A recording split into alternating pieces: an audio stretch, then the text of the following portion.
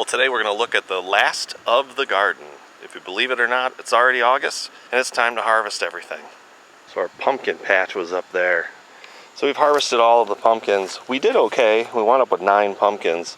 The largest being these 2 right here. This one still isn't quite ripe, but it'll ripen up. This is the first ripe one that I got. These are a Howden variety, which that'll be the last time I grow them. They're supposed to be 20 to 30 pounds, and I think the biggest one might be 10, and that's a lot of fertilizer just to get a 10-pound pumpkin. So I was kind of hoping for something a little more.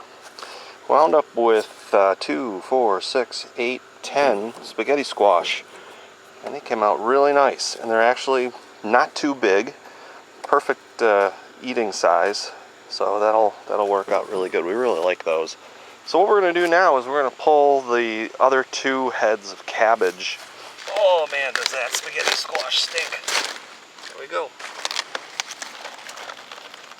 Cut off these big leaves. Expose the cabbage. The last time I did cabbage was about 12 years ago at least, and it did not do well.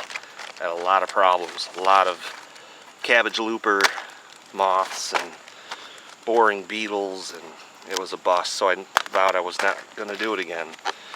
And then I decided, you know what, I've had good luck with broccoli, so I was going to do it.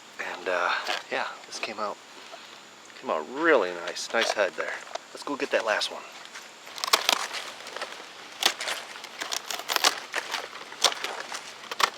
Now, if you wanted to, you could use these leaves for various things, recipes, and rolling up things. I'm not even sure what, but I know people use the leaves for various types of recipes. This little guy here, and we'll get this one more. Oh, fresh cabbage. Boy, that smells good. Pull that off. Look at that nice tight head. Hopefully you can see that. I can't see what you can see. Too much of a glare. I gotta get a new camera. Yep, nice tight head there. Now the next thing we have to do is pick all of these acorn squash. They're all ready. They're all nice and hard and firm.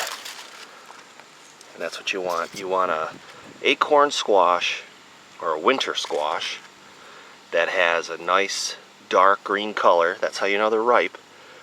Really dark green, and then they may even start turning orange, but that, you know, they're still good, and their skin is good and firm. That's how you know they're ready. And we've got a lot, so I'm gonna get picking, and then we'll show you what we harvest. Well, there's our official harvest of our gourds. 46 acorn squash, 2, 4, 6, 8, 9 pumpkins, 9 spaghetti squash. Had a couple that rotted that were really nice. But yeah, we got a lot. I didn't really think I was going to get that many acorn squash, but I got quite a few.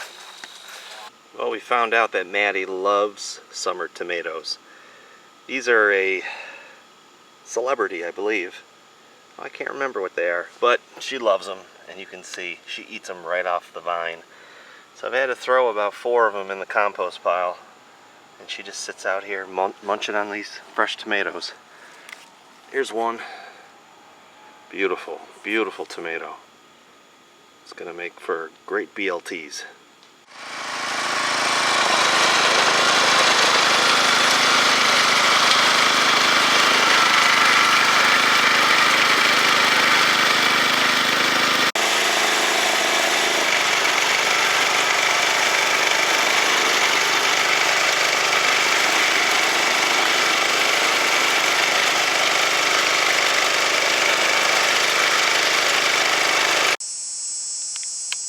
And then here's that poinsettia that I transplanted.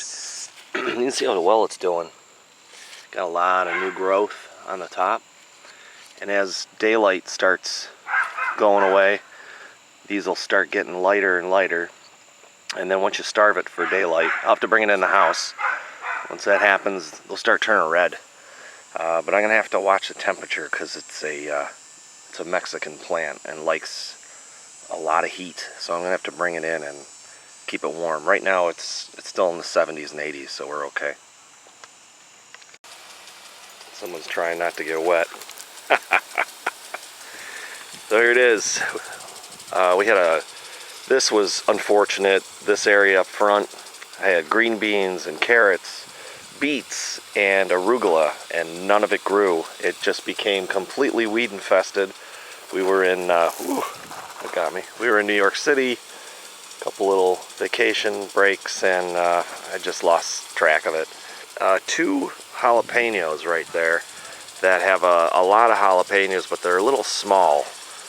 But maybe they'll ripen up and be okay. So we're gonna let this all now rest for a day so this stuff can die back. I'll rototill it one more time, probably tomorrow on Labor Day, and then I'm gonna plant my clover. I'll show you that. This is the company I've been using, this High Mowing, which makes some really great organic seeds.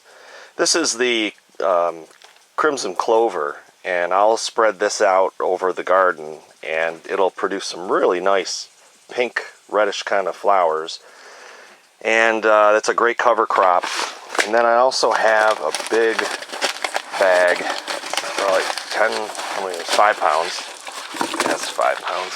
And this should be the buckwheat. This is common buckwheat, and this grows really well. I'll be spreading this out there too. Yeah, so that soil will be nice and loamy with all that buckwheat and clover growing in there.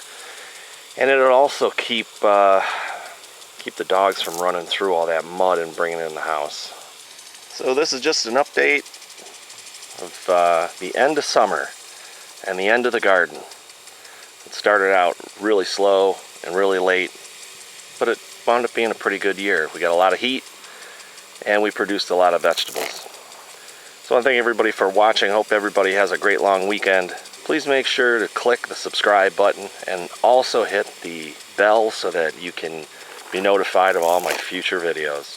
Thanks. Have a great week, everyone.